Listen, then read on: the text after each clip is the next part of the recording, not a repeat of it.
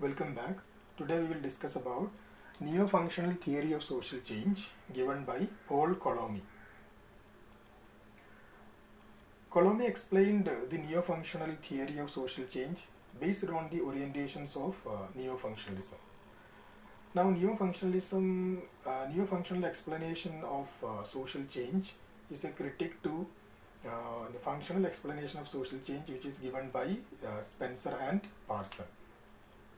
Spencer and Parson explained the functional explanation of social change as a progressive differentiation of parts of society. So Coulomb criticized this idea of progressive differentiation of parts of society. And Coulomb criticized the functional explanation of social change in three major points.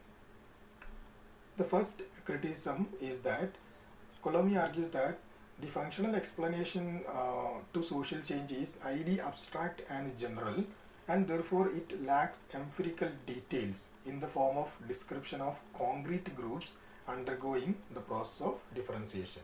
So this is the first criticism which is given by Coulomb towards the functional explanation to social change. That is, functional explanation to social change is very abstract and general in nature, and it lacks empirical details in the process of differentiation. And the second criticism of functional explanation to social change is that it does not give attention to conflict in the process of differentiation. That is again another point. It does not give attention to conflict, and there is overemphasis is given to integration, which is produced to the differentiation. So on the one hand, it ignores the aspects of conflict. On the other side, it given overemphasis to the integration in the process of differentiation. And the third criticism is that the functional explanation to social change stresses the trend towards progressive differentiation, which is unilinear in nature.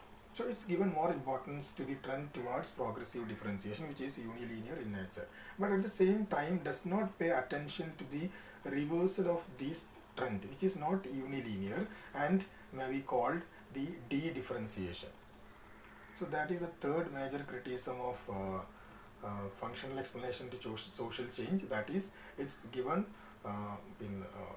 importance to the unilinear explanation, that is trend towards progressive differentiation, and ignore the reversal of that trend, that is de-differentiation. So based on these criticisms, Coulomb revised the functional theory of social change. The revised theory of social change, that is the neo-functional theory of social change, in which Coulomb says that there is no trend towards progressive differentiation. So firstly, he rejects the notion that there is a trend towards progressive differentiation. This trend towards progressive differentiation is supplemented by the possibility of this reversal of this trend, which is called as de-differentiation. Now let's take up the example of de-differentiation. Coulomb given the example of de-differentiation, that is de-differentiation occurring among social groups as a result of discontent with modernization. He argues that it's not that all the social groups are following the modern aspects. A number of groups can be identified in modern society which reject more specialization and complexity, and this group move towards less specialization and less complexity. So meaning that it's not that all the groups in modern society are following in a similar way or unilinear or progressive differentiation. So some groups may reject some elements of modernization. So that can be called as de-differentiation. So functional explanation to social change ignore these elements of de-differentiation. Now, neo-functional theory of social change also give attention to conflict between groups in society by giving the concept of uneven differentiation. So this means that different groups in society undergo differentiation unevenly.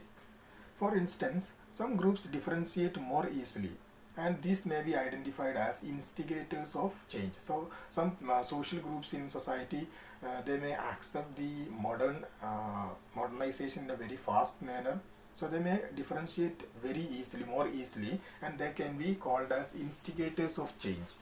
At the same time, Coulomb argues that there may be a second group who differentiate very slowly, and he identified these groups as opposed to differentiation. Thus, there is an uneven rate and degree of differentiation of different groups in society. So, this uneven differentiation also means that there is a conflict between instigators of differentiation and groups that are opposed to differentiation. So, there is a possibility of conflict between instigators of differentiation, like who will accept the differentiation in a very fast manner. At the same time, there are groups who may oppose the differentiation. Thus, Coulomb give more comprehensive theory of social change rather than the earlier functional theory by focusing on conflict between groups rather than integration between groups.